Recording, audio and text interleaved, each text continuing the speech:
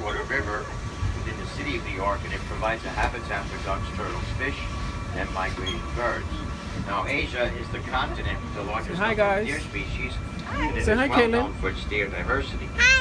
Look, the river. At this time of the afternoon, the three animals in our first exhibit have all migrated to the left, and we'll catch up to them in about 8 to 10 minutes, and that would be the axis deer, which is a spotted deer that's been exhibited at the Bronx Zoo since 1899. It's one of the few deer species that are born with spots and keep their spots for their what is that? lives, while most other deer lose their spots as they mature. They're native to India and Sri Lanka. What is that? We also have the black buck antelope, which is the smallest antelope in Asia, standing at only 2.5 to 3 feet tall. A mature male will have a dark chocolate brown coat with long spiral horns, while immature males and females are tan and white in color. They're native to India, Pakistan, and parts of Nepal. Then we have the Barasinga deer, which is a large honey-colored deer native to India. In the Hindi language, the word Barasinga means 12 kinds, because the males can have 12 to 14 points in their antlers, and they're also known as swamp deer. Now we'll see all three of these animals in about 8 to 10 minutes. In the meantime, these huts that we're passing represent an important conservation story involving the Barasinga deer. In 1970, there were estimated to be only 66 of the Barasinga deer remaining in central India. But this population was saved by the cooperation of the local Indian community. Like the shacks you see here, there were many small farms using space in and around India's Kanha National Park. These people were coming into contact with the deer and the tigers that were also living there. Through cooperation with the Indian government, local communities agreed to relocate their villages. By moving, the farmers still had land to farm, but the tigers and their prey got more room to roam. Like the dinosaur and the dodo bird, we all know that a species that is extinct is lost to us forever. The next animals we're about to see were on the brink of extinction. In fact, the Mongolian wild horse was extinct in nature and could only be found in captivity. Now, captive breeding of the Mongolian wild horse began with a group of 28 horses in 1901. The Bronx Zoo received its first horses in 1902, and we have maintained our herd ever since. As a matter of fact, we added to it about 3 months ago. We have a brand new foal named Aaron, named after a Mongolian sun god. Now, the Mongolian wild horse has a long and rich history, which is well entwined with our own human history. The first accounts of Mongolian wild horses come from rock engravings, paintings, and even cave drawings that date back more than 20,000 years. And the first written accounts were from Tibet, sometime around 900 AD. But these horses remained largely unknown and unnamed to the Western world for many years. During an expedition to Central Asia in 1879, a famous Russian explorer and naturalist, Colonel Nikolai Przewalski, encountered the horse in western Mongolia. Because of his discovery, this species is also known as Przewalski's horse. Now, the Mongolian wild horse is the only true species of wild horse that is alive today, and its appearance differs from the domestic horse, has a stockier build, shorter legs, and an erect mane, which resembles a mohawk haircut, and that mane is also missing the forelock, a piece of hair that normally falls from a domestic horse's forehead.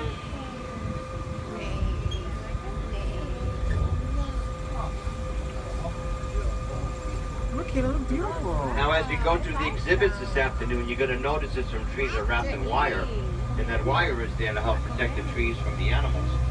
Some animals like to eat parts of the trees, and others like to rub their horns or antlers on the bark of a tree. If the trees get damaged, they can die, and since they provide shade, shelter, and a food source for the animals, we try to protect as many trees as possible. Now, in this next exhibit here, we're going to be looking for two animals. One is the brown wagyu deer, the other is the gaur, the world's largest wild cattle. If you run out of gas again. Oh. Oh, no, not that.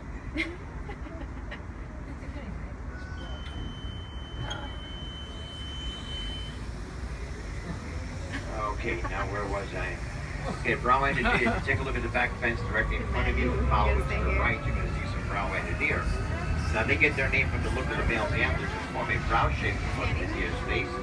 These deer are considered to be vulnerable in their native Cambodia, since since they're losing habitat to farming, and in many areas they have to resort to feeding on crops.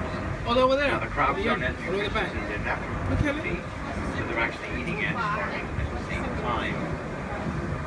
If you follow the fence some more, all the way to the very end, you're going to run into the gaur, and they are the world's largest farm cattle, also known as Indian bison. They can weigh as much as 2,000 pounds, stand 6 feet tall at the shoulder, 2,000 pounds. and they can grow to a length of 10 feet. Now males have horns that go straight up and down, while the females' horns curve inward at the tip. And over the course of the last several years, we've had 9 calves born right here at the Bronx Zoo. Now with their large size and impressive horns, the gaur have very few enemies in the wild. They can even defend themselves against the tiger, but they are threatened by the loss of habitat and by diseases that we've had. Come here, guys. Come here. Now at the Bronx Zoo, we participate in a program that helps these animals. Here's a They are little bit more scared of information humans. for you. That's why. The terrain Here problem. at the zoo, we help gaur and brow antler deer and many other species by participating in cooperative zoo management programs called species survival plans. The name says it all. The plans aim to help these animals survive. Zoos across the country work together to maintain genetically diverse populations of rare and endangered species. It's easy to forget that the Bronx Zoo is located in the heart of an urban environment, but the noise that you hear behind you right now is the traffic on the Bronx River Parkway. And the large fence directly in front of us is there to help reduce noise with city traffic. In our next exhibit, we're going to be looking for tigers, so once again I remind everyone to train. Yes, tigers. There's no standing for any reason whatsoever, not even for taking a picture. So, tigers are typically solitary animals in the wild, also very territorial, all the way to the right. And that is why we only exhibit one tiger here at a time. Now, tiger stripes provide excellent camouflage, and no two tigers will have Oh, the look at same the tiger. stripe pattern. And scientists can use that information in the wild to identify individual tigers. And this way they can determine how many tigers are living in a particular area. Now in the wild, tigers prefer to eat wild pig and medium-sized deer, and a tiger will gorge itself at a fresh deer, leaving up to 40 pounds of meat in one sitting, and that would be the equivalent of about 160 hamburgers. The tiger's name is Yuri. Yuri! 6-year-old Siberian tiger that was Hey, born right Yuri. here at the Bronx Zoo. Acting kind of real silly right now. Look at him. Say hi to him. Hi, Yuri. Look. Tiger. Hey, what's up? Now, Yuri weighs about 450 pounds and he's still growing. He was What's up, born here Yuri? at the Bronx Zoo. He's 6 years Lazy. old. And Siberian tigers are the largest of the tiger He's having the moment of subspecies. his life. What's And a up? full-grown Siberian tiger will weigh in at about Beautiful. 660 That pounds was cool. and grow to a length of about 11 feet. Tigers of all types are highly endangered. There's only about 3,200 tigers left in the wild. Poaching, loss of habitat, and lack of prey are the tiger's worst enemies. The Wildlife Conservation Society is one of the world's what? leading organizations that is helping to save and protect tigers What is it? wherever tigers can be found. And you got the gaur up the top, They're like and a brown and a bison. deer which is rocking the fence on the right hand side. Now this is the back end of the first exhibit we came into where we didn't see any of the animals. We have India's national bird, the peafowl, in the foreground. Only the males are called peacocks. Females are called peahens. Right Hey, look behind at them, them. we have the black bark antelope. Oh, look at him. Look at him. Look at him. Look. No, can you get us that? Look. Holding her. Look, Now along the road, we're going to have oh, they're so some cute. barasingha deer. Oh, look at the floor. Oh, look at that. And the axis Hey, here what's up? seem a little bit Look how beautiful. sparse at the moment. Now the roads that you Hey, see here, Yeah, there's more. to access the 40 acres of wild Asia. But in the wild, roads can represent danger for the animals. Yeah. Since they allow But it gets- poachers deeper into the animal's habitat. The next animal we're going to see is the barbaroussa, which is a wild pig native to the Indonesian island of Sulawesi. And in the Indonesian language, the word barbaroussa means pig ear. Like 10 minutes. Because the males of this species have tusks on their snouts that turn backwards or to the right to resemble Piggy. antlers. Look at him. Look at the Those piggies. two in the lower right, Look at lower the left-hand piggies. corner there are Kathy and Hillshire, mother and daughter. In the Aww. wild, females and juveniles like to live in family groups. Males prefer to live alone. The next exhibit over, we have Victory and Julian.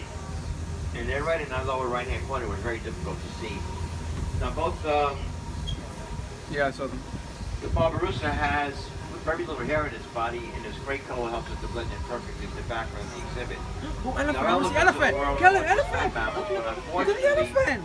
they're also becoming one of the rarest. Look here. And in the wild, Asian Elephant. elephants can live up to 60 years. Oh. Our two Asian elephants, Patty and Maxine, are in What's the up? mid-40s. Now, Asian elephants can weigh as much as 10,000 pounds, and Look at therefore the elephant. lots of vegetation.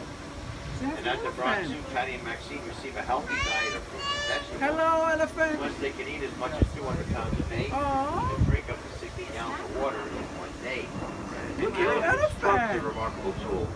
It has over 40,000 muscles, more than the entire human body.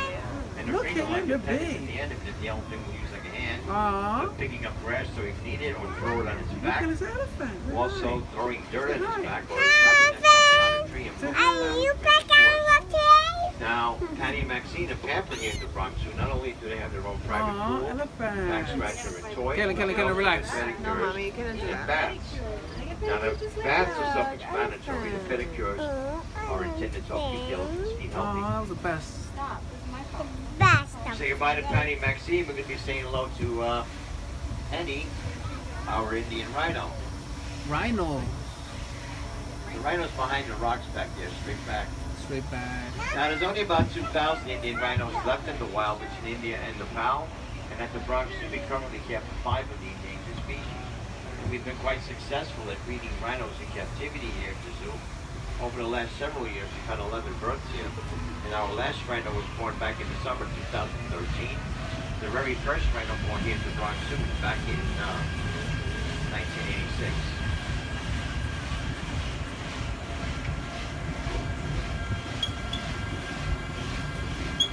No, I'm not going to trees, right? Or trees. Now, an interesting fact about the Indian rhino that I'm sure the moms in the train will appreciate, the Indian rhino is pregnant for 16 months. Now, could you imagine being pregnant for almost a year and a half and then giving birth to a baby that could weigh as much as 150 pounds? That baby will stay with its mother for about 2 to 3 years, although weaning only takes 12 to 16 months. What is And it? contrary to popular belief, rhinos are not armor-plated and they don't have a very thick skin. As a matter of fact, they have a see thicker those. skin that has many folds.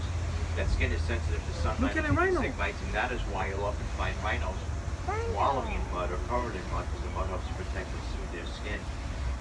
The mud wallow we're passing in right now has been here since 1977, the year the World Asia first opened. Wow. And over the years, rhinos like Penny have shaped the swallows to their liking. You can even see the footprints in there.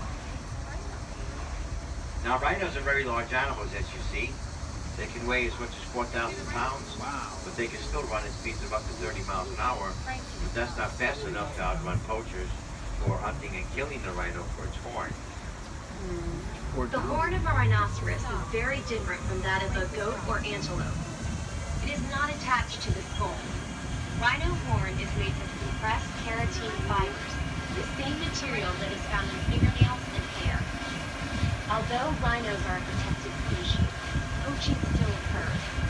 Rhinos are killed for their body parts, as some people believe that this horn has special medicinal powers. It is also used as an ingredient in some traditional Asian medicine, and the rhino horn is also prized in some cultures for making dagger handles. In our next exhibit, we're going to see more examples of deer species and antelope that are found in Asia.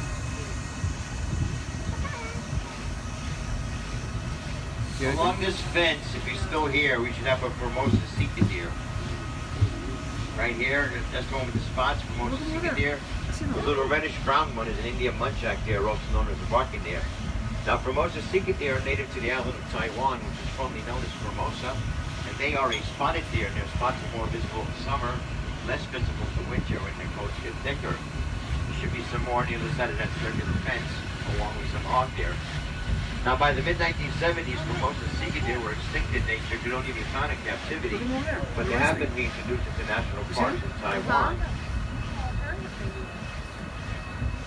Now, hog deer, we saw a couple of them over there by the fence. We'll see some more. Hog deer are called hog deer simply because they are short and stout like a hog, and they prefer to creep and crawl rather than run and jump like other deer. There'll be some more coming up. Now, along the fence here to your right is the Zambar deer. And they are the largest deer in southern Asia. They can weigh as much as 650 pounds. They're 5 feet tall at the shoulder. Male antlers will reach a length of 3 feet once they're fully grown. And as you may know, deer will shed their antlers once a year and then regrow Look them. at it. Look at it right here.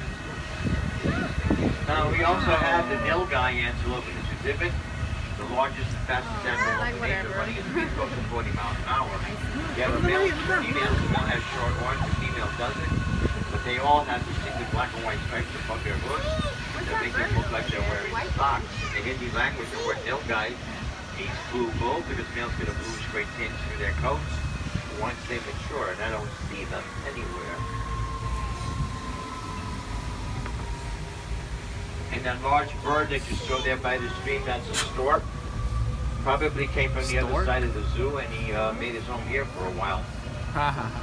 Now on this side of the double fence is home to China's tufted deer, and they can be quite elusive. They only weigh about 40 pounds fully grown, and they have a dark brown coat that helps them to blend in perfectly with the background of the exhibit. A good example of that is in the upper left-hand corner. There's one sitting there facing towards us, looking right at us. Now they have a tuft of hair on top of their forehead. That's how they get their name, tufted deer. They also have elongated canine teeth that protrude from their upper lip like a tusk. That gives them their nickname, the vampire deer. The Bronx Zoo is fortunate to be one of the only zoos in the world outside of China to exhibit China's tufted deer. You may think that deer are quiet animals, but in fact they're not. They make a variety of sounds. They can bark like a dog, they can whistle, they feel stretched on the knees, so they can even growl. Now as we cross back over the Bronx River, we'll be at the highest point of our tour, 35 feet above the water. Wildlife Conservation Society knows how important it is to protect the Bronx River greenway. We want to make sure the river remains a healthy, viable environment for both animals and Bronx residents. Look, a turtle. A turtle, look at it, a turtle. Turtle. Sweet. Now the rugged Wow. rocky terrain in this exhibit is very well suited for our next two animals, both related to Oh, the look. wild goat. We have the Himalayan tar. The darker goats down there, there's 3 of them. Look Those at are the goats. Himalayan tar, the rest are Markhor. Now Himalayan tar have a triangular shaped horn that is bent backwards and inwards, which helps to prevent Oh, look, Kate, look at They also have you. mid-body battles during mating. Look, say They're hello. native to the Himalayan Aw, mountains, the look highest at mountain in you, the world. The Markhor are native to the mountains of Central Asia, and yes, they did have 14 babies this spring. Okay, look at the back, look at the back, look at the baby. Now, in the Persian language, the word Look at the Markhor baby. means snake horn because legend has it the males need a snake, and that's why they have long spiral horns that could reach a length of 5 feet, like this guy here, getting close. Look at it, look how big that is. Look at his horn. Now, both the Markhor and the Himalayan tar are very well adapted for the rugged rocky terrain here in the Bronx. I'll be scared. They have a rubbery core on their hooves that come from the clinks to the rocks, Horns are much huge. like the sole of a boot. And they can also jump vertically into the air between 4 to 6 feet from a standstill position, and that helps them go from one ledge to another when they're climbing mountains. Now, just past this large V-shaped tree into the leaf tree directly behind it, about 3/4 of the way up, we have our red panda, May May. Oh, panda, panda, where's By panda? the beautiful color of the red panda for many years, and in Nepal, the red panda is called Where is it? Monorail, which roughly Oh, look translates at to fire fox. Now, the red panda was known to the Western Hey. world many years before. Look. The more popular So red giant panda. black and white panda. Yeah? Really? And although That the two looks like species a I like the fox. white one. related, Look they like a do share fox. the same specialized diet of bamboo. And the Huh? red I like the panda white is one. bamboo eater. Now, red pandas are more closely related to skunks, raccoons, and weasels. Aw. Yeah, I'm over there. Love you. Yeah, I like the white panda. I'm gonna show you which one. I got 20 minutes already. Okay. Now, the Wildlife Conservation Society manages 5 parks in New York City. The Bronx Zoo, which is the headquarters, the Central Park Zoo in Manhattan, the New York Aquarium in Coney Island in Brooklyn, the Prospect Park Zoo in Brooklyn, and the Queens Zoo in Queens, New York. Okay. Finish. You like finish. You almost finished.